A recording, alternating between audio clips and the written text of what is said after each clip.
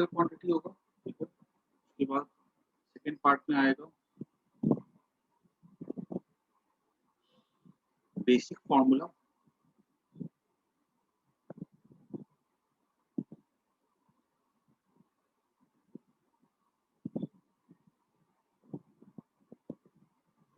और last part में होगा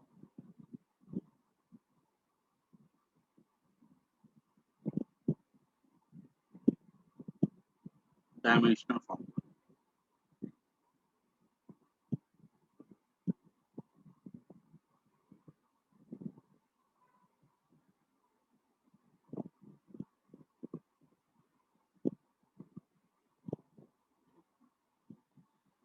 जैसे फर्स्ट में आता है बेसिक फॉर्मूला में एरिया, जो हमने कल देखा था लेंथ इनटू ब्रेथ। ये था डायमेंशनल फॉर्मूला था L square.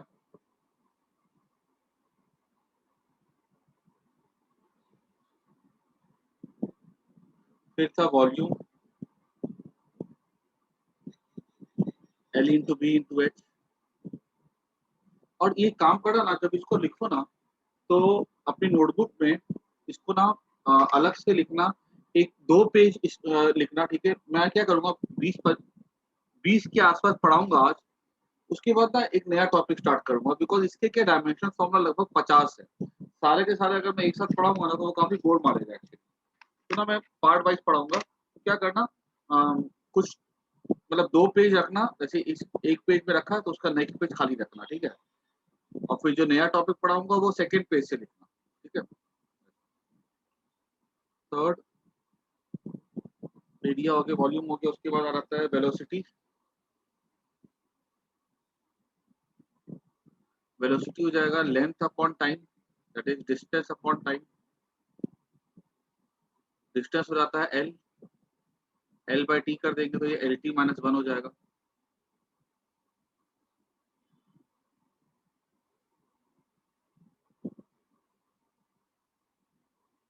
Length into breadth into height हो जाएगा, एल का क्यूब हो जाएगा। उसके बाद होता है मोमेंटम,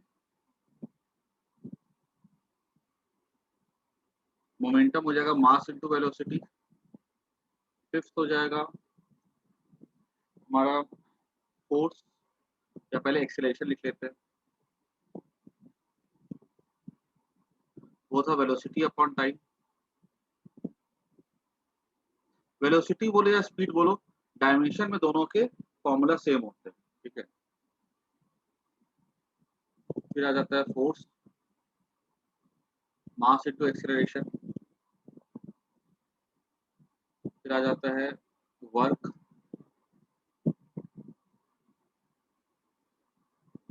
ठीक है। वर्क हो जाता है फोर्स इंटू डिस्प्लेसमेंट, याद है सारे फॉर्मूला ये सब पढ़े होंगे क्लास 9th में। फिर आ जाता है एनर्जी, ठीक है। एनर्जी में हमारे हमसे पूछा जा सकता है, जैसे मान लो पोटेंशियल एनर्जी है, ठीक है। ये पोटेंशियल एनर्जी की बात की जा रही है। तो पोटेंशियल एनर्जी का बेसिक फॉर्मूला हो जाता है एम जी एच,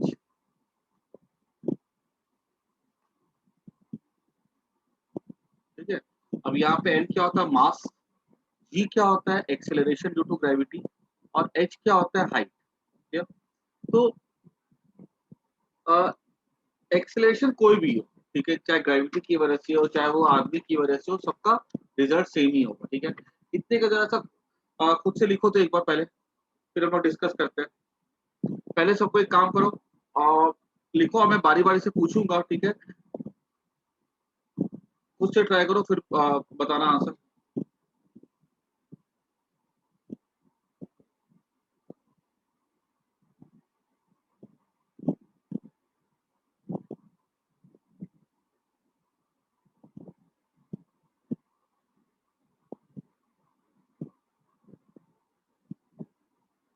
सबको लिखो फटाफट।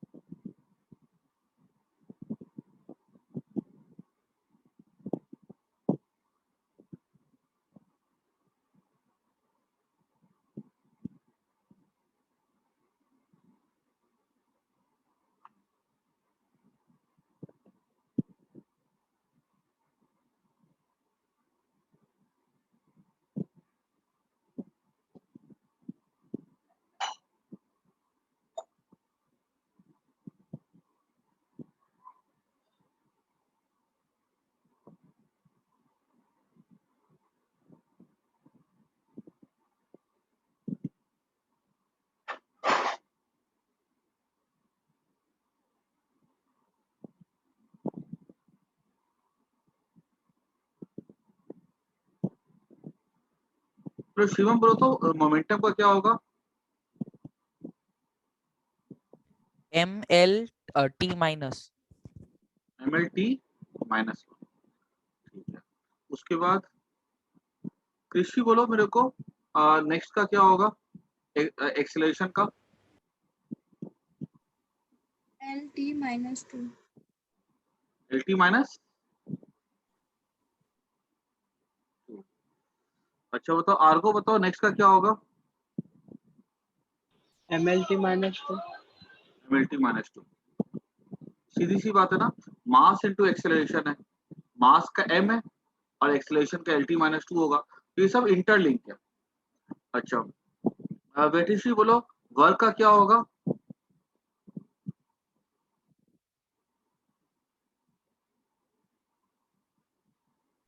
सर मुझे क्लियर नहीं है। देखो ये बताओ मेरे को, ये F क्या फोर्स है और S क्या है डिस्प्लेसमेंट है। फोर्स का ये पता है कि नहीं पता है, और डिस्प्लेसमेंट का क्या होता है, L होता है। तो हमें इसको किससे मल्टीप्लाई करना पड़ेगा, L के साथ। तो जब हम L के साथ इसको मल्टीप्लाई करेंगे तो क्या आएगा, बताओ मेरे को एक बार सोच करके। हेलो, ML² हाँ very good, T -2। Very good, सीधी सी बात है कि नहीं। हाँ अच्छा सर। चलो आगे बढ़ते हैं। युग बोलो, इसका आंसर क्या होगा? सर उसका भी सेम ही है, ML² T हाँ, -2। तो याद रखना एक चीज कि जो एनर्जी होती है ना, it is a capacity to do work. Clear? और कोई भी एनर्जी हो, सब एनर्जी का जो डायमेंशनल फॉर्मूला होता है वो सेम होता है। ठीक है, चाहे यहाँ पे मैंने अगर पोटेंशियल एनर्जी है, ठीक है, अगर मान लो यहाँ पे होती काइनेटिक एनर्जी, तो काइनेटिक एनर्जी का मैं अगर लिखता ना तो ये कुछ ऐसा आता, ½ mv², काइनेटिक एनर्जी का। ये इसका कोई डायमेंशन नहीं होता है। मास का m हो जाता है, v का हो जाता है LT-1 का स्क्वायर, ML² T-2 सेम आएगा काइनेटिक एनर्जी का। ठीक है, तो याद रखना यहाँ पे एनर्जी कोई भी हो, ठीक है, एनी एनर्जी,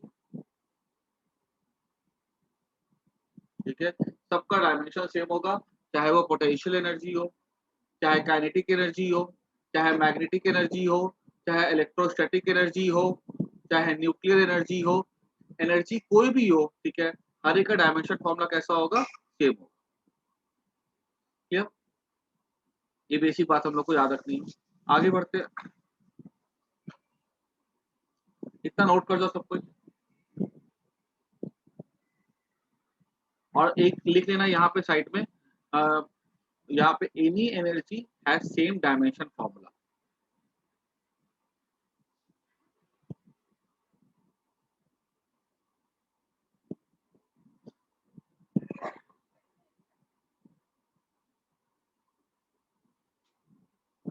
आगे बढ़े,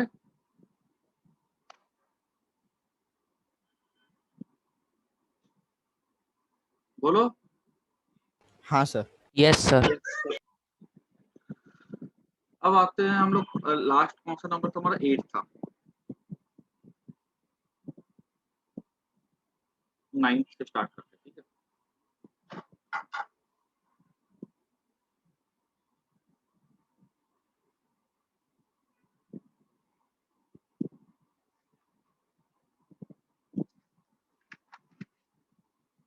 उसके बाद आता है पावर,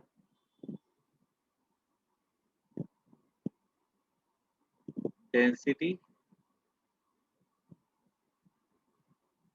ठीक है, उसके बाद प्रेशर,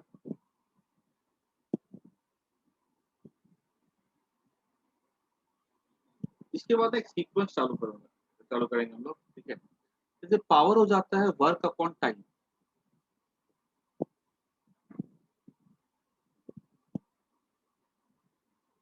डेंसिटी हो जाता है मास अपॉन वॉल्यूम,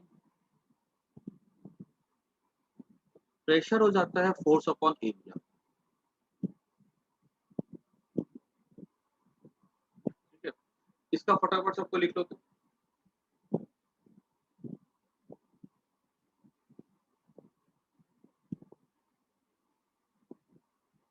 वर्क का पीछे से देखो क्या है,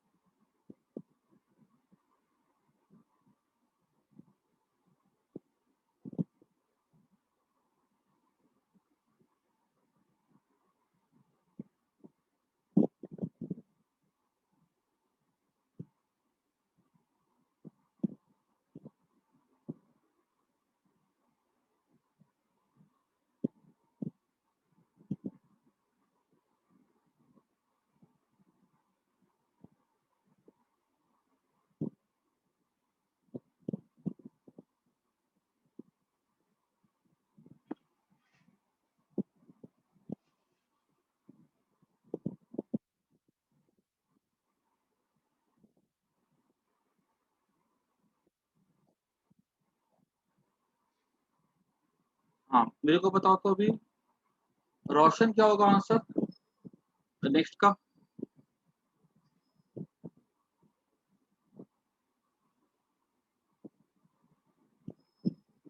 रोशन sir ml² t-3। Very good. अच्छा नंदनी बताओ डेंसिटी का क्या होगा? ये हमने कल किया पावर -3। -3, ठीक है। और प्रेशर का हो जाएगा फोर्स बाय एरिया, ठीक है। तो फोर्स बाय एरिया हमको पता है एम एल टी -2 होता है, तो ml-1 t-2,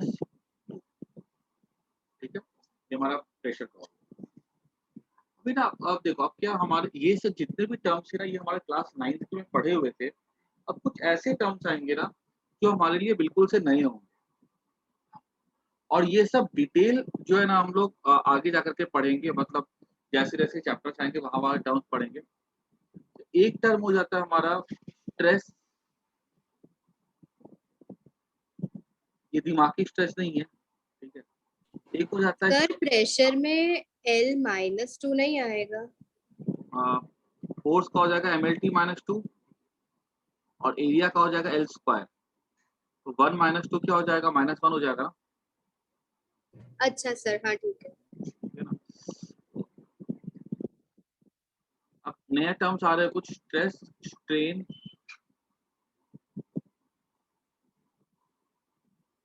और एक आएगा हमारा यंग्स मॉडुलस,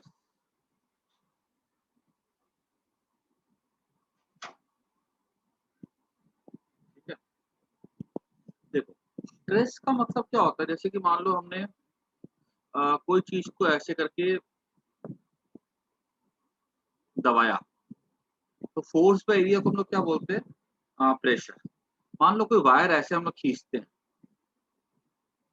ऐसे खींचा हमने, ठीक है, पुल किया, तो ये जब दबाते हैं तो उसको प्रेशर बोलते हैं, जब ऐसे खींचते हैं ना तो इसके लिए हम लोग फोर्स बाय एरिया होता है ना, उसको हम लोग बोलते हैं स्ट्रेस। तो बेसिकली अगर बात की जाए ना स्ट्रेस और प्रेशर की, तो स्ट्रेस पुलिंग के लिए होता है, प्रेशर पुशिंग के लिए होता है, ठीक है, दबाने के लिए होता है, कॉम्प्रेशन के लिए होता है। लेकिन बेसिकली डायमेंशन फॉर्मूला में दोनों में कोई फर्क नहीं है, दोनों का फोर्स बाय एरिया ही होता है। यहाँ पे ml-1 t-2 रहेगा। बात आती है जब स्ट्रेन की, ठीक है, तो स्ट्रेन का मतलब क्या होता है, जैसे मान लो कोई वायर है जिसकी लेंथ 100 मीटर है, हमने इस वायर को खींचा, और इस वायर को खींच के हमने इसकी लेंथ को इंक्रीज कर दिया 1 मीटर से, ठीक है। 100 मीटर ओरिजिनल लेंथ थी, हमने खींचा 1 मीटर से बढ़ गई लेंथ, तो इंक्रीज इन लेंथ कितना हो गया, 1 मीटर। ओरिजिनल लेंथ क्या हो गई, 100 मीटर। तो अगर पूछा जाएगा ये क्या आता है स्ट्रेन, तो स्ट्रेन का फॉर्मूला हो जाता है change in length bye original length, ठीक है। ये एक्चुअली देखा जाए strain change in area bye original area भी हो सकता है, change in volume by original volume भी हो सकता है, ठीक है, ऐसा। लेकिन अगर चेंज इन एरिया है तो metre square by metre square cut जाएगा, चेंज इन वॉल्यूम है तो metre cube by metre cube cut जाएगा। तो स्ट्रेन में कभी भी कोई डायमेंशन नहीं होता है। इसको हम लिखते कुछ ऐसा m0 l0 p0। This is the formula for the strain. Clear? क्योंकि यहाँ पर और एक चीज याद रखना है, कभी भी कोई चेंज इन अ क्वांटिटी को डिवाइड कर देती है ओरिजिनल क्वांटिटी के साथ, तो वो डायमेंशन लेस ही आएगा। ठीक है, क्योंकि दोनों के यूनिट तो सेम होंगे तो कट जाएंगे ना, इसलिए। उसके बाद एक होता है यंग्स मॉडुलस। यंग्स मॉडुलस हो जाता है स्ट्रेस बाय स्ट्रेन। इसका सिंबल होता है वाई। ठीक है, देखो हर एक के सिंबल्स ऐसे नहीं कि नेसेसरी दिए ही जाए। जैसे डेंसिटी का होता है रो, प्रेशर का होता है पी। ठीक है, तो अब ऐसे स्ट्रेन के ऐसे कुछ खास सिंबल नहीं होते। ठीक है, तो जब हम यंग्स मॉडुलस निकालेंगे ना, ठीक है, तो जब डिवाइड करेंगे दोनों को, देखो यहाँ पर ना कोई डायमेंशन नहीं था, तो हमने अब खाली छोड़ देंगे मतलब नहीं बनता है, तो हम क्या लिखते हैं m0 मतलब 1, l0 मतलब 1, t0 मतलब 1। ठीक है, तो ऐसा लिखते हैं। यंग्स मॉडुलस हो जाएगा हमारा स्ट्रेस बाय स्ट्रेन। जब इसको इसको डिवाइड करेंगे ना तो आएगा ml minus 1 t minus 2। Clear?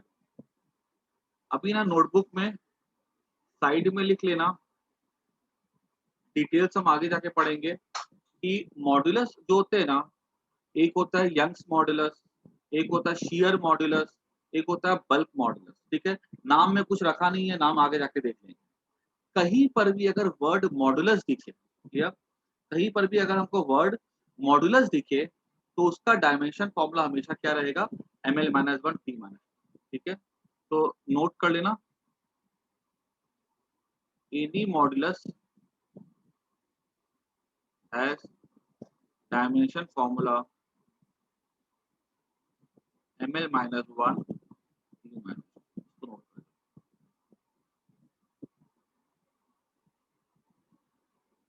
15 point. ठीक है, ये हमारे हो गए, ये कुछ नए टर्म्स है हमारे लिए। अब ना मैं थोड़ा सा लेकर के आता हूँ रोटेशन। ठीक है, एक्चुअली कुछ डायमेंशंस बता रहा हूँ मैं, 5-6 होंगे वो लिंक। जैसे मान लो एक बॉडी क्या कहते हैं ट्रांसलेटरी मोशन करती है, कार कैसी जाती है, सीधी जाती है। इन द सेम वे एक होता है रोटेशनल मोशन, जैसे पंखा घूमता है गोल गोल, तो वो रोटेशन मोशन हुआ। वहां पे हम लोग को कुछ टर्म्स देखने होते हैं, जैसे एक होता है एंगल। जैसे डिस्टेंस ट्रेवल्ड होता है, वैसे क्या होता है एंगल, एंगुलर डिस्प्लेसमेंट होता है।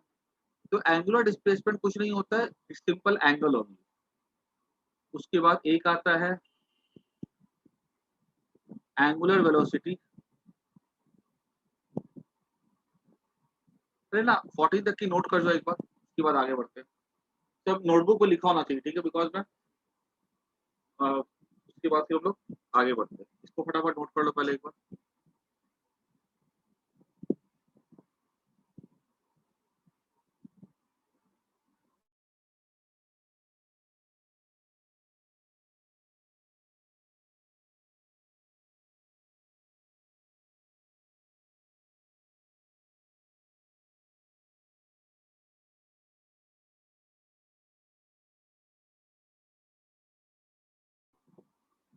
आगे बढ़े।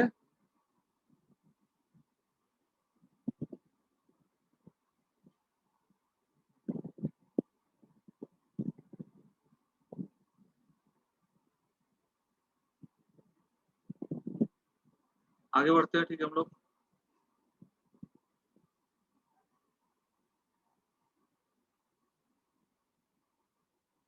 ये सब ना एक्चुअली लिंक होंगे एक दूसरे के साथ।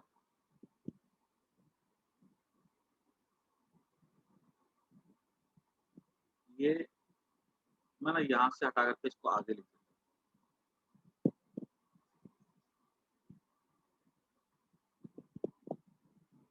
देता हूँ।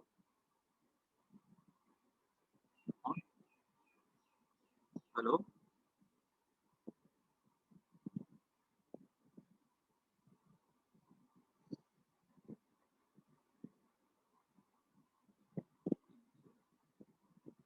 16 15 था ना, 15 का क्या है एंगल, बोल सकते हो एंगुलर डिस्प्लेसमेंट। फिर एक आ जाता है एंगुलर वेलोसिटी,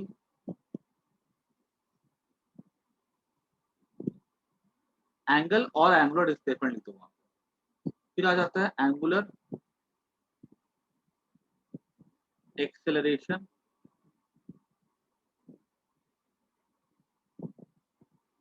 फिर आ जाता है मोमेंट ऑफ इनर्शिया, ये सब समझाऊंगा मैं। फिर आ जाता है एक टर्म आता है टॉर्क, फिर एक टर्म आता है एंगुलर मोमेंटम।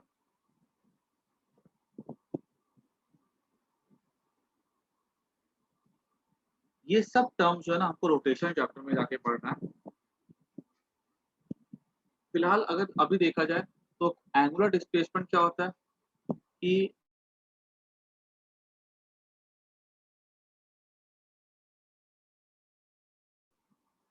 हाँ, तो मैं क्या बता रहा था कि एंगुलर डिस्प्लेसमेंट जैसे मान लो कोई पंखा है, ठीक है, इस तरह से, तो जब वो घूमेगा ना ऐसे करके, ठीक है, ये ऐसे घूमेगा तो कुछ ये इसका जो ब्लेड है कुछ एंगल कवर करेगा, तो वो कहलाता है एंगुलर डिस्प्लेसमेंट का कहलाता है। उसका सिंबल होता है थीटा, और थीटा हो जाता है length of the arc upon radius.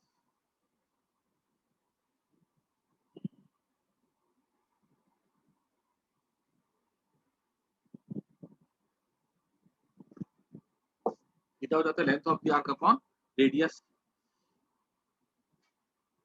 उसके बाद एंगुलर वेलोसिटी हो जाती है ओमेगा, इसका सिंबल होता है, जैसे कैसे होता है वेलोसिटी होती है डिस्टेंस बाय टाइम, वैसे एंगुलर वेलोसिटी हो जाती है angle by time. Angular acceleration हो जाता है अल्फा, इसका सिंबल होता है, that is angular velocity upon time. कैसे हम लोगों ने फॉर्मूले पढ़े थे ट्रांसलेटरी के, बिल्कुल वैसे रिपीट हो रहे हैं। मोमेंट ऑफ इनर्शिया का सिंबल होता है आई। एक्चुअली जैसे मास होता है ना ट्रांसलेटरी मोशन में, वैसे रोटेटरी मोशन में मोमेंट ऑफ इनर्शिया होता है। अब जैसे मान लो किसी चीज को रोटेट करवाना कितना मुश्किल या कितना आसान होता है, डिपेंड करता है मोमेंट ऑफ इनर्शिया। कोई भी बॉडी अगर होना तो उसका मोमेंट ऑफ इनर्शिया दो चीजों पर डिपेंड करता है, एक तो उसके मास के ऊपर और दूसरा उसके साइज के ऊपर। जैसे मान लो अगर दो व्हील है, दोनों का मास 1 kg है, एक का साइज बड़ा है और एक का साइज छोटा है, तो जिसका साइज बड़ा है उसका मोमेंट ऑफ इनर्शिया भी कैसा होगा, ज्यादा होगा। तो मोमेंट ऑफ इनर्शिया का फॉर्मूला हो जाता है mr², मास इनटू रेडियस का स्क्वायर, जो साइज डिटरमाइन करता है। फिर होता है टॉर्क, टॉर्क का सिंबल हो जाता है टाउ। जैसे फोर्स होता है मास इनटू एक्सेलरेशन, वैसे टॉर्क हो जाता है मोमेंट ऑफ इनर्शिया। याद रखना रोटेशन में जैसे ट्रांसलेशन में मास होता है, वैसे रोटेशन में मोमेंट ऑफ इनर्शिया होता है। जैसे ट्रांसलेशन में एक्सेलरेशन होता है, वैसे रोटेशन में एंगुलर एक्सेलरेशन होता है, तो आई एल। उसके बाद एक हो जाता है एंगुलर मोमेंटम, ठीक है, इसका सिंबल एल होता है। जैसे लीनियर मोमेंटम था मास इनटू वेलोसिटी, वैसे एंगुलर मोमेंटम हो जाता है moment of inertia into angular velocity. ठीक है, याद रखना कि ये चीजें डिटेल में जाके पढ़नी है, translatory motion and rotatory motion. इसमें था डिस्टेंस, इसमें होता है थीटा, इसमें था क्या कहते हैं वेलोसिटी, इसमें होती है एंगुलर वेलोसिटी, इसमें था मास, इसमें होता है मोमेंट ऑफ इनर्शिया। ठीक है, ये सब इसके एनालॉग होते हैं। ठीक है, तो एक बार के मेरे को सारे फॉर्मूला तो पता चल चुके होंगे।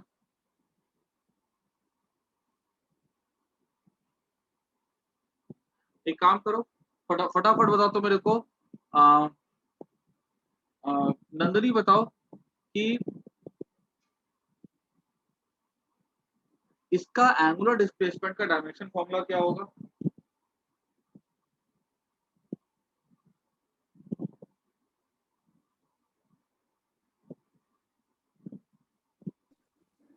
सर रेडियस का क्या लेंगे, लेंथ ही?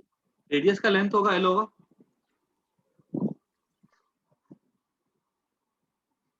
तो एल ही होगा। हाँ m0 l0 t0, क्योंकि लेंथ का l होता है और रेडियस भी तो मेजर होती है, क्या कहते हैं, लेंथ में ही होती है ना, तो इसलिए उसका भी क्या हो जाएगा m0 l0 t0, है ना। अच्छा, आर्गो बताओ,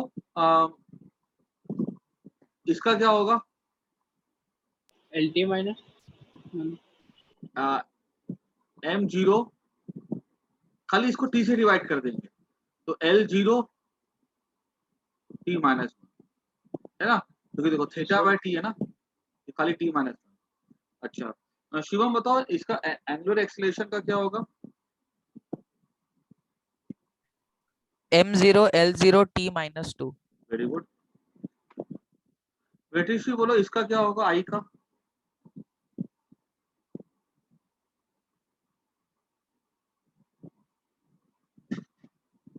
आर हमारा M M, L M0 M L का पावर क्या दे,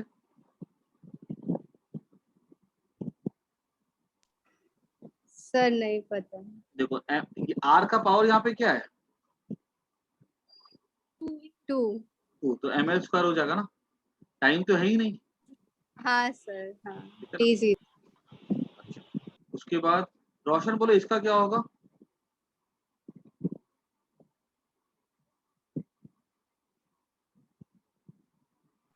sir m0 l2 t minus 2। आई का क्या है, देखो आई का क्या एम एल स्क्वायर है ना। यस हाँ सर, तो m l square t minus T minus,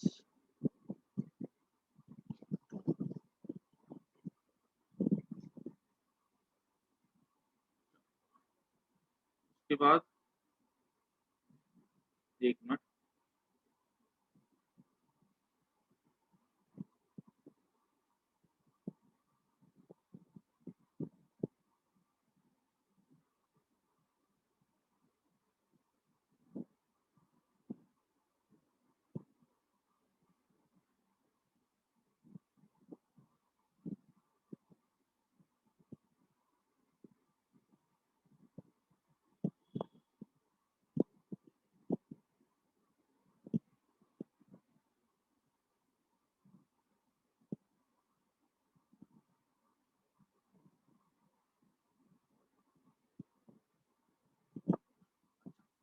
अब बताओ मेरे को एंगुलर मोमेंटम का क्या होगा, मेरे को बोलो, युग बोलो तो। M L square T minus 1। M L square T minus 1, ठीक है ना। एंगुलर ओमेगा का हो जाएगा टी माइनस 1, ठीक है। देखो हमने फटाफट हमने लगभग 20 कर लिए हुए, ठीक है, 20 डायमेंशन हमारे आज हो गए। उसके बाद अब हम आगे आते हैं, थोड़ा थोड़ा देखो, और ये सब लिंक है एक्चुअली, ठीक है, इसको एकदम लिंक के साथ याद करोगे ना, कभी दिक्कत नहीं होगा। ऐसे क्या बच्चों को दिक्कत होती है बिकॉज वो इनके लिए नया होता है, लेकिन अगर लिंक के साथ याद करोगे ना कोई दिक्कत नहीं होगी। आगे बढ़ते हम लोग, इसको नोट कर जाओ पहले, 2 मिनट है, नोट करो इसको पहले।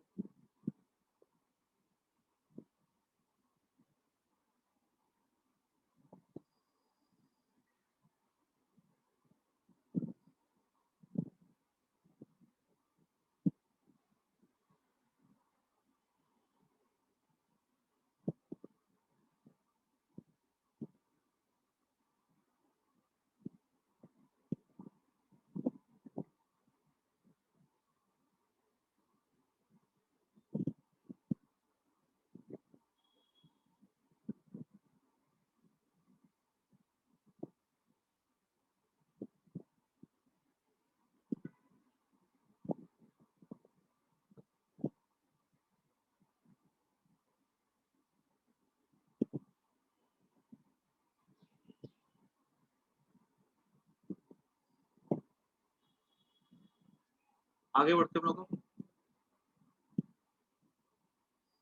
अब थोड़े से ना हम लोग देख लेते हैं कनेक्टेड टू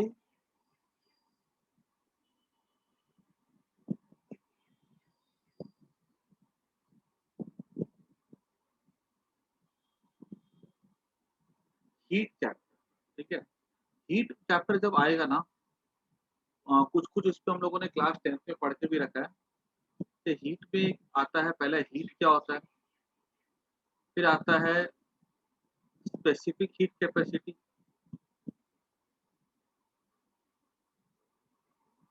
फिर आता है लैटेंट हीट,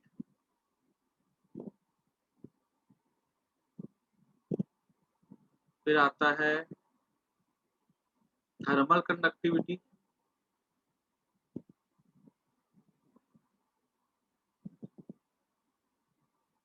ठीक है, ये आते हैं। उसके बाद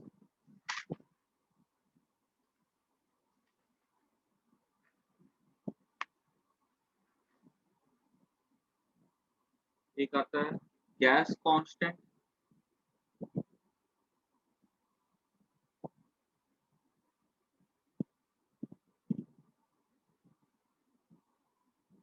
ये सब हमारे आ जाते हैं हीट चैप्टर। अभी देखो इन सब के लिए हम लिंक करने बैठे अगर, तो हम इसको ऐसा देख सकते हैं कि अगर हम हीट चैप्टर की बात करें तो heat basically is a type of energy, ठीक है। ये सबको पता है हीट क्या होती है, it's a form of energy. अब एनर्जी कोई भी हो तो हमारा डायमेंशन फॉर्मूला तो सेम ही होगा, ठीक है। उसके बाद आता है स्पेसिफिक हीट कैपेसिटी। याद रखना कि Q इक्वल्स टू जो हीट सप्लाइड होता है, Q हीट का सिंबल क्या होता है, Q होता है, and this is energy. Heat का हीट एनर्जी होता है mc delta T. m for mass, c कहलाता है specific heat capacity, and delta T is rise in temperature. ये सारे के सारे फॉर्मूलाज हमारे डिटेल में आगे आएंगे, अभी हमको सिर्फ फॉर्मूला से मतलब है। लैटेंट हीट, जैसे मान लो कोई पानी को गर्म करते हैं तो वो स्टीम में कन्वर्ट कर जाता है, उसका टेम्परेचर जब water at 100 degree Celsius converts to steam at 100 degree Celsius, उसके टेम्परेचर में किसी भी तरह का राइज नहीं होता। तो जो हम हीट सप्लाई करते हैं ना, that goes in changing the state ना। सॉलिड से लिक्विड हो सकता है, जैसे आइस टू वाटर होता है, वाटर से वो वेपर हो सकता है। तो वो जो हीट देते हैं उसको हम लोग कहते हैं लैटेंट हीट। लैटेंट मतलब होता है हिडन, याद रखना। वो हीट हमको दिखती नहीं है टेम्परेचर राइज के फॉर्म में, ठीक है। जैसे मान लो कि बच्चा खूब पढ़ाई करता है रात में बैठ करके और दिन में पूरी मस्ती करता रहता है, ठीक है, खाली इधर रखड़ उधर रखड़, उसकी उसकी मेहनत दिखती नहीं है, वो रात में बैठ के पढ़ता है, तो वो लैटेंट हो गया। थर्मल कंडक्टिविटी, ठीक है। देखो अब क्या होता है, जैसे कि ये थोड़ा थोड़ा डिफिकल्ट होता है। जैसे मैं तुम्हें अगर समझाऊं ना, थर्मल कंडक्टिविटी ऐसे समझा सकता हूँ। मान लो कि जैसे करंट का फ्लो होता है, करंट का फ्लो क्या था, वोल्टेज बाय रेजिस्टेंस था ना, याद करो क्लास 10th में पढ़ के रखा था। इन द सेम वे वैसे हीट का फ्लो होता है, ठीक है। हीट का फ्लो कहलाता है Q by T, rate of heat flow, energy by time. जैसे ये क्या था, charge by time equals to था, जैसे यहाँ पोटेंशियल डिफरेंस था, वहां पे होता है टेम्परेचर डिफरेंस। जैसे वहां पे रेजिस्टेंस होता है, वैसे हीट के फ्लो में भी क्या होता है, थर्मल रेजिस्टेंस होता है। उसका फॉर्मूला हो जाता है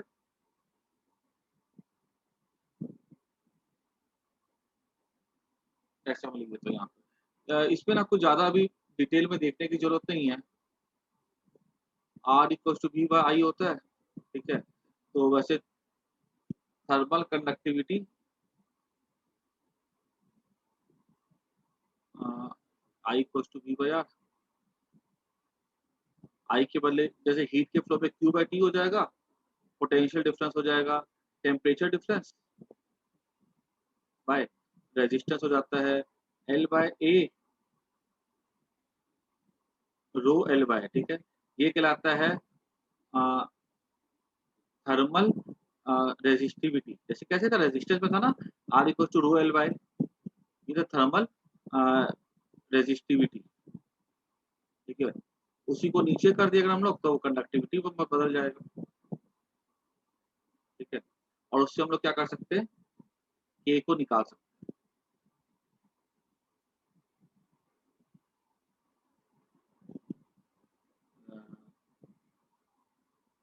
के a temperature difference by L, ठीक है। ऐसे के निकाला जा सकता है। एक काम करो ना, थर्मल कंडक्टिविटी एक बार लिए ज्यादा कुछ समझ में भी नहीं आएगा, ठीक है, क्योंकि ये क्या एक्चुअली आगे में पढ़ाने वाला टॉपिक है, ठीक है, इसको छोड़ देगा, जब वैसे एग्जाम में भी नहीं आएगा ये, ठीक है, क्योंकि ये 11th में लास्ट टॉपिक में आता है ये, ठीक है। गैस कांस्टेंट की अगर बात की जाए तो गैस कांस्टेंट सिंपल है, वो समझ में आ जाएगा। जैसे देखो पीवी को याद करो, PV by T, pressure into volume by temperature, ये था, ये कांस्टेंट होता है ना, चार्ल्स लॉ, बारिश लॉ। कोई भी गैस का अगर आप प्रेशर बदलते हैं उसका वॉल्यूम बदलेगा, ठीक है, और टेम्परेचर ऐसे बदलते हैं कि पीवी बाय टी कैसा होता है, कांस्टेंट होता है। ये जो कांस्टेंट होता है ना, इसको हम लोग कहते हैं गैस कांस्टेंट। इसका सिंबल हो जाता है आर, ठीक है। तो आर क्या होता है, P V by T. P से क्या प्रेशर, वी से क्या वॉल्यूम, टी से क्या टेम्परेचर, ठीक है। तो इसको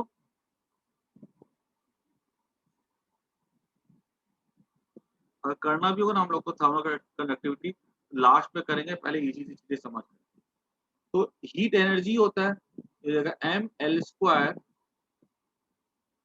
टी माइनस टू, ठीक है, एनर्जी। स्पेसिफिक हीट कैपेसिटी का क्या होगा, सी, और इसको मैं क्या ले सकता हूँ, M L square T minus to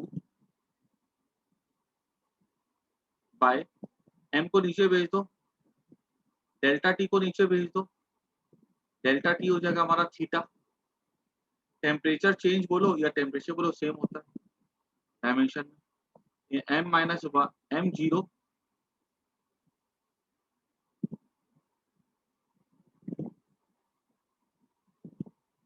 के बाद एल का square T minus two theta minus, ये हमारा हो गया स्पेसिफिक हीट कैपेसिटी का डायमेंशन फॉर्मूला, ठीक है। एक काम करो, अब कृषि बोलो मेरे को, एल का क्या होगा डायमेंशन फॉर्मूला, सर एल, हाँ बोलो, M M zero, zero L one, L one, यहाँ पे क्या है, एल स्क्वायर है ना, क्यू का एम एल स्क्वायर हो जाएगा। ये तो एल, ये एल जो है ना वो है लैटेंट हीट का सिंबल है, ठीक है, ये तो सब्जेक्ट बन जाएगा ना, M zero L square T minus to.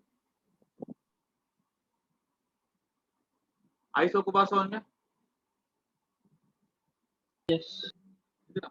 अच्छा अभी देखो, गैस कांस्टेंट हो जाता है PV by T, pressure into volume by temperature. तो इसमें हम क्या करेंगे, इसका अगर हमको निकालना डायमेंशन फॉर्मूला है तो देख एक चीज देखो, एक बार एक शॉर्टकट बता देता हूं मैं कि वर्क क्या होता है, वर्क हो जाता है फोर्स इनटू डिस्प्लेसमेंट। फोर्स हमारा हो जाता है pressure into area into displacement. Area into displacement क्या हो जाएगा, वॉल्यूम हो जाएगा, या चेंज इन वॉल्यूम। तो याद रखना है, अगर हम बोलते हैं प्रेशर इनटू वॉल्यूम, या हम बोलते हैं क्या कहते हैं वर्क, ठीक है, या हम बोलते हैं एनर्जी, डायमेंशन फॉर्मूला सेम होता है। तो आर का हो जाएगा पी इंटू बी, हो जाएगा हमारा वर्क, तो वर्क हो जाएगा हमारा M L square T minus two, और ये टी क्या टेम्परेचर है, टेम्परेचर का क्या होता है, थीटा होता है ना, या के होता है, M L square T minus two theta minus, ठीक है। और थर्मल कंडक्टिविटी का एक बार गैप छोड़ देना, ठीक है, तो लास्ट में डिस्कस करेंगे, ठीक है। अभी अभी करवाने बैठ जाऊंगा तो कंफ्यूज कर जाओगे। एक्चुअली जब करंट इलेक्ट्रिसिटी आएगी ना तो मैं इससे रिलेट कर दूंगा, अभी डायमेंशंस और आएंगे, ठीक है। यहाँ तक किसी को डाउट तो पूछ लो, ये थोड़ा टिपिकल है, ठीक है। जहां तक सबको क्लियर है, यस या नो, आर्गो, कृषि, नंदिनी, रोशन, शिवम, बेटीश्री, yes sir yes sir, clear है। सबको क्लियर है ना, ठीक है ना। तो ये 25 हो गए, ठीक है ना। अभी हम लोग ना, अभी क्या करना है, जो भी जिस पेज पे भी लिख रहे हो ना, वो वाला पेज और उसका नेक्स्ट वाला पेज खाली छोड़ देना, ठीक है, उसके आगे लिखना। मैंने बोला था कि सारे के सारे डिस्कस एक साथ नहीं करेंगे हम लोग,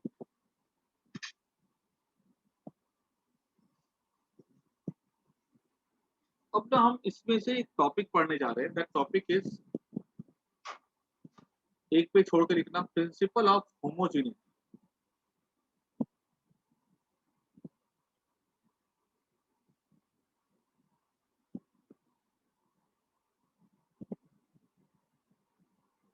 ये एक प्रिंसिपल कहता है, जैसे कि सीधी सी बात है, अगर मैं आप किसी से पूछूं कि 5 एप्पल्स, ठीक है, प्लस 2 ऑरेंज, कितने एप्पल होंगे, तो ऑब्वियस सी बात है ऐड नहीं कर पाओगे, क्योंकि एप्पल्स और ऑरेंज अलग है।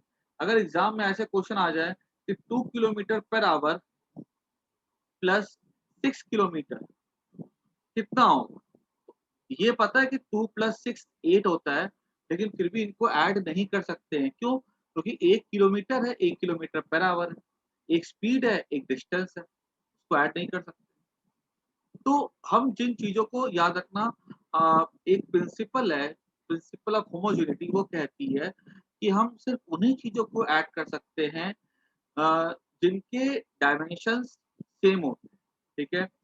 जैसे कि हम स्पीड में स्पीड को ऐड कर सकते हैं, हम लोग डिस्टेंस पे डिस्टेंस को ऐड कर सकते हैं, हम टाइम में टाइम को ऐड कर सकते हैं, ठीक है। हम स्पीड में डिस्टेंस को ऐड नहीं कर सकते, हम टाइम में एक्सेलरेशन को ऐड नहीं कर सकते। तो this is basically the principal of homogeneity, ठीक है। इसको सिंपल वर्ड्स पे लिखने के लिए बोला जाता है, इसको ऐसा लिखेंगे, according to it,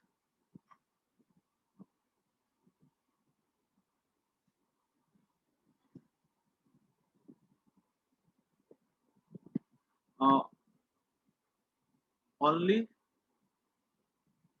physical quantities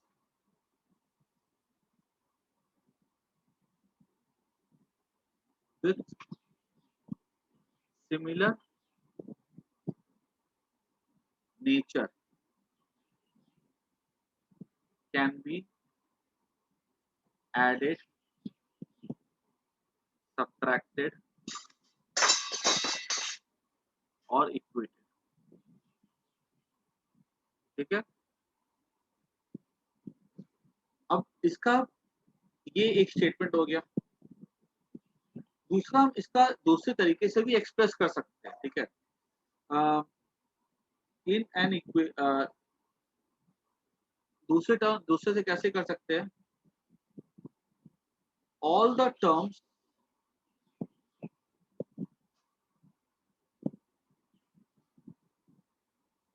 of an equation have same dimensional formula।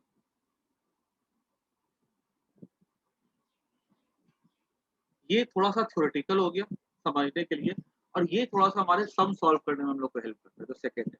बाकी दोनों के मतलब सेम ही है, इसको एक बार नोट कर जाओ दोनों को, फिर आगे बढ़ते हैं।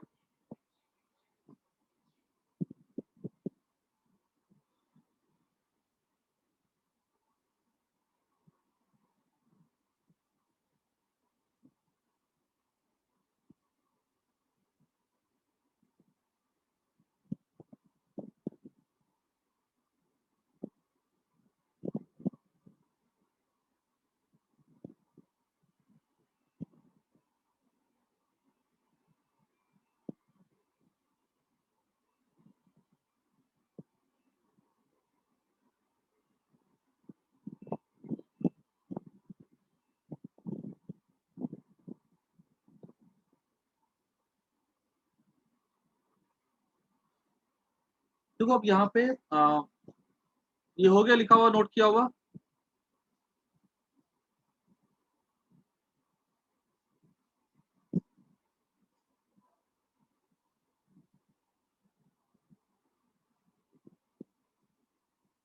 बोलो यस या नो। ओके, ठीक है। देखो पहली बात तो ना, इसको मैं थोड़ा सा और समझाता हूँ।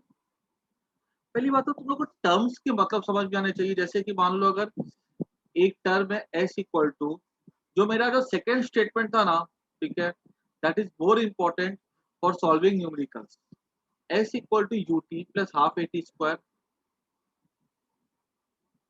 यहाँ पे ये हमारा एक टर्म हुआ, इक्वल टू आ गया, टर्म बढ़ गया, ये दूसरा टर्म है, प्लस आया, टर्म बढ़ गया, ये तीसरा टर्म है। याद रखना कि टर्म तब बढ़ता है जब प्लस माइनस या इक्वल टू साइन आता है, मल्टीप्लिकेशन या डिवीजन से टर्म में कोई फर्क नहीं पड़ता है। तो हमारा प्रिंसिपल ऑफ होमोजेनिटी क्या कहता है कि अगर हमने कोई भी इक्वेशन लिखा है तो उसके हर टर्म का एक डायमेंशन फॉर्मूला कैसा होगा, सेम होगा। जैसे देखो मान लो ये एस है, तो इसका डायमेंशन, ये डिस्प्लेसमेंट होता है, इसका डायमेंशन फॉर्मूला एल होता है। यूटी का हो जाएगा एल टी माइनस वन, और टाइम का हो जाएगा टी, ये हो जाएगा L. Half A T square का हो जाएगा, हाफ का कोई डायमेंशन नहीं होता है, ए का एल टी माइनस टू होता है, टाइम का टी का स्क्वायर हो जाएगा, ये हो जाएगा एल। देखो तो ये इक्वेशन के हर डायमेंशन, हर एक टर्म का डायमेंशन फॉर्मूला कैसा आ रहा है, सेम आ रहा है। क्लियर? तो this is what the principal of homogeneity says. ठीक है, अब इसमें से मैं एक छोटा सा क्वेश्चन करके दिखा रहा हूँ। ठीक है,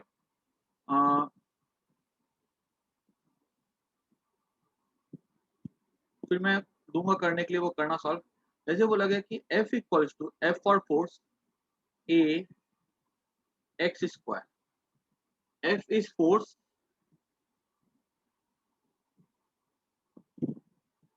and x is displacement.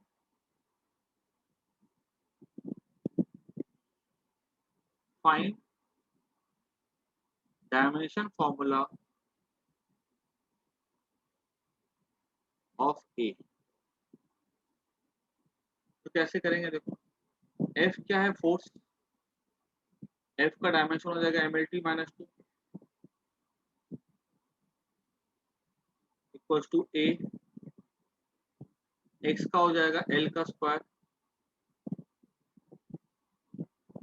This implies that A क्या हो जाएगा, इसको नीचे भेज दो, और यहाँ लिख देना by principle of homogeneity.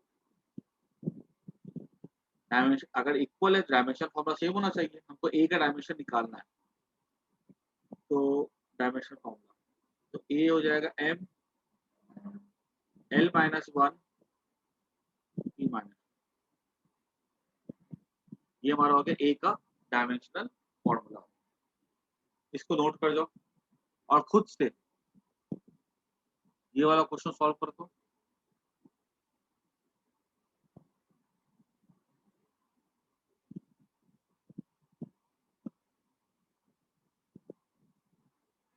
Find the dimension formula, V for velocity है,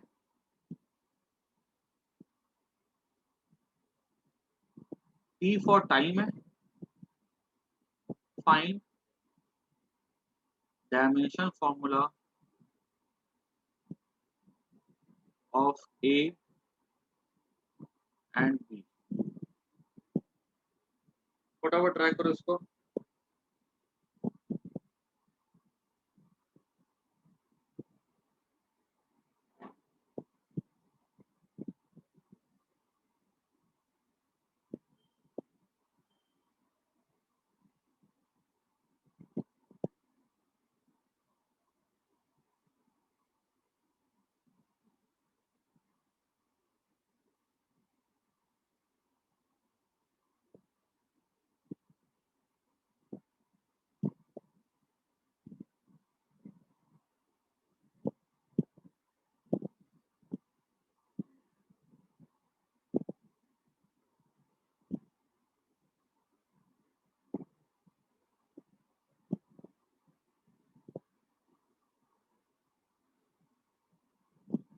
इसको ट्राई करो सब कोई,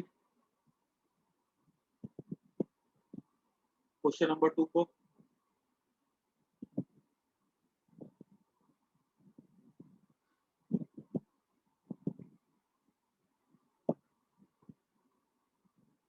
आर्गो A का क्या होगा बताओ मेरे को, क्वेश्चन नंबर 2 में डायमेंशन फॉर्मूला।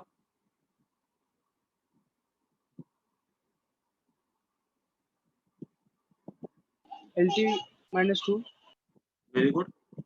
अच्छा, उसके बाद शिवम बताओ मेरे को बी का क्या होगा? LT minus 3. LT minus 3, very good. ठीक है, तो इन तीनों का इसका डायमेंशन फॉर्मूला, इसका डायमेंशन फॉर्मूला और इसका डायमेंशन फॉर्मूला सेम होगा।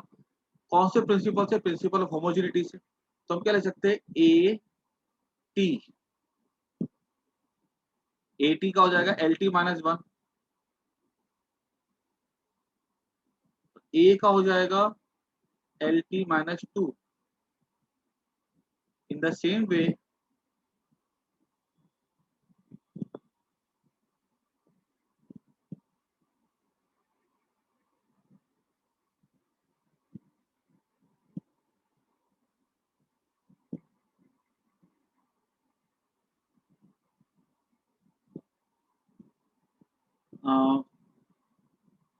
बी टी स्क्वायर का हो जाएगा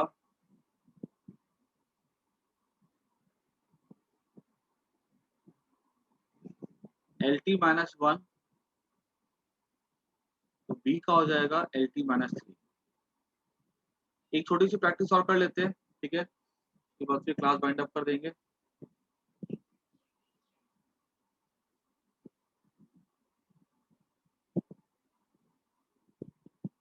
क्वेश्चन नंबर 3,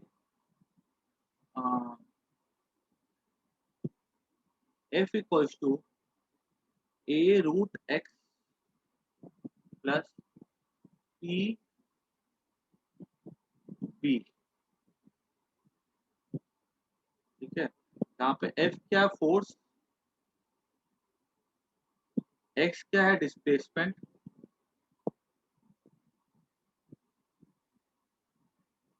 एंड p क्या है? Pressure. Find dimension formula of a and b। सबको सॉल्व करो।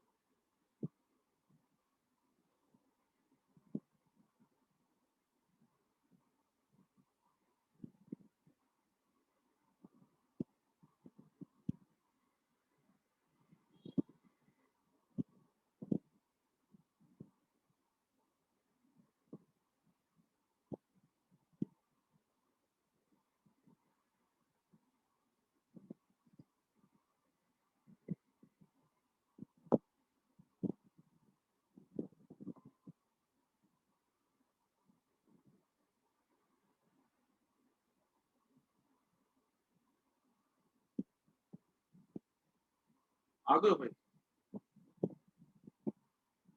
आ रहा हूँ।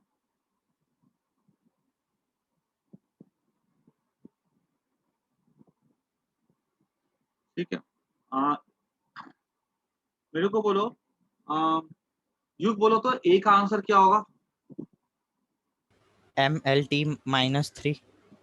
MLT minus 3। देखो तो फोर्स का हो जाएगा MLT minus 2 plus 2a, x का हो जाएगा L का 1/2, a हो जाएगा ML 1/2 t माइनस 2। ये रूट किया था ये वाला युग, देखो इसका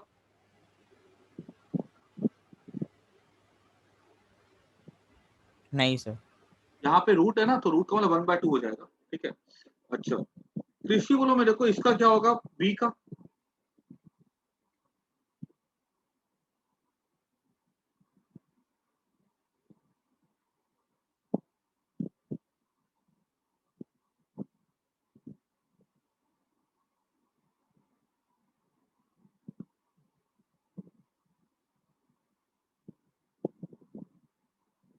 बोलो कृषि। तो रूट एक्स कांस्टेंट नहीं हो जाएगा? नहीं, रूट एक्स कैसे कांस्टेंट होगा? ये तो एक्स तो वेरिएबल है ना, तो रूट पे तो लिखना पड़ेगा 1/2,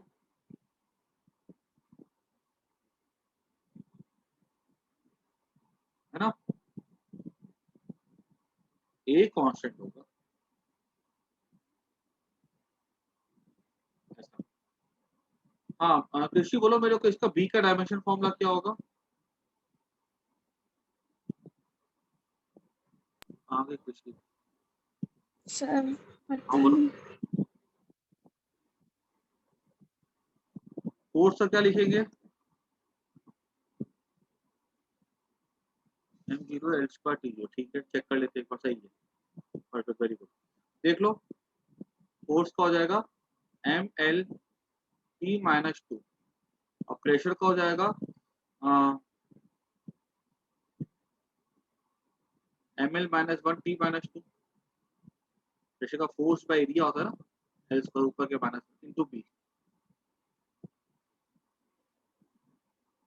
तो बी का क्या हो जाएगा, ये 0 m0 L का स्क्वायर, बी तो कट जाएगा ना। अगर पता है खाली L स्क्वायर भी हो ना तो m और L को ना पावर 0 पे लिख दो। किताबों में देखोगे कभी कभी वो 0 पे नहीं लिखते, खाली वो L स्क्वायर भी लिख देते हैं, वो भी सही है। m0 L स्क्वायर T0 लिखते हो, वो भी सही, दोनों में कोई दिक्कत नहीं, ठीक है। तो इसको ना एक बार इतना आज काफी है। अच्छा अब ना सुना जो बोल रहा हूँ मैं, जिन बच्चों का भी पीछे का बाकी है, ठीक है, जैसे कि बेसिक मैथ्स हो गया जो हम लोग कर रहे थे, तो अब ना मैं आज की क्लास के बाद अभी क्या वेकेशन दे रहा हूँ मैं, अभी आज हो गया है, तुम लोग की क्लासेस रिज्यूम होंगी 2 वीक्स के बाद होंगी, ठीक है, 10 डेज के बाद होंगी मान के चलो, ठीक है, 10 से लेके 14 डेज के वेकेशन रहेंगे। तो मैं क्लासेस रिज्यूम करने से पहले 2 दिन पहले ग्रुप में डाल दूंगा, ठीक है, 10 से 14 दिन की वेकेशन होगी। और जिन बच्चों का पीछे का बाकी है, ठीक है, वो मैं करवाऊंगा। और अगर मान लो कोई भी बच्चा जो जिसका हो चुका हुआ है बेसिक मैथ्स, ठीक है, अगर वो क्लासेस अटेंड करना चाहे तो वो कर सकते हैं। मैं सब कुछ ग्रुप पे अपडेट दे दूंगा, ठीक है, कि कब क्या क्या होगा। लेकिन अब जो आज की जो ऑफिशियल क्लास है, जो हमारी इसकी है डायमेंशंस की, ये रिज्यूम होगी 10 से 14 डेज के बाद, ठीक है। और बाकी सबका मैं बैकअप क्लास के लिए मैं ग्रुप पे डाल दूंगा, ठीक है ना।